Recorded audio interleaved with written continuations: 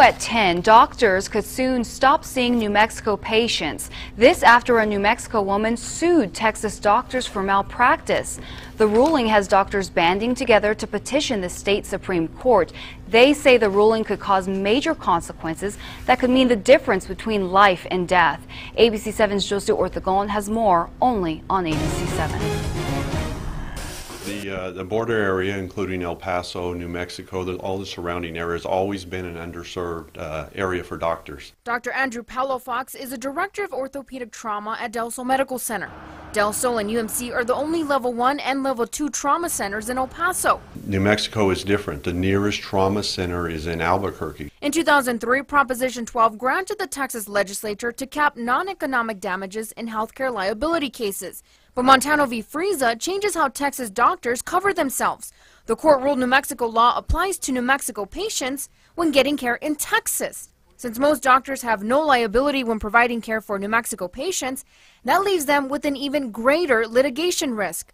A risk Dr. Juan Escobar, an El Paso cardiologist, says they'd rather avoid. There may be a reluctance to accept patients from New Mexico, especially high-risk patients. Dr. Escobar estimates it could impact thousands of patients who seek care here in El Paso. I myself see quite a few patients from Sunland Park, Chaparral, Las Cruces sometimes, and also from Alamogordo. A look at this map here shows at least 9 communities depend on El Paso's care. Both doctors say when it comes to life or death situations, doctors don't recognize borders. But the outcome of this case could change that. We don't want to get to the point where we're starting to recognize a border and saying, well, you have New Mexico residency, so we don't have malpractice insurance to cover New Mexico patients. We're sorry. We don't want to get to that point. Josie Ortegon, ABC 7. The El Paso County Medical Society and the Doña Ana County Medical Society are just some groups that have petitioned the New Mexico Supreme Court.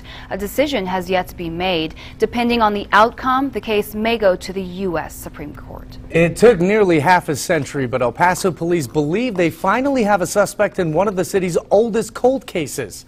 21-year-old Doris Rivers was stabbed to death on November 12, 1970. The murder took place inside of her home on the 200 block of South Glenwood in south central El Paso. Investigators at the time secured fingernail clippings from Rivers that remained as evidence over the years. After an inquiry about the case 2 years ago from Rivers' granddaughter, those clippings were finally sent to the Texas DPS crime lab for a DNA testing.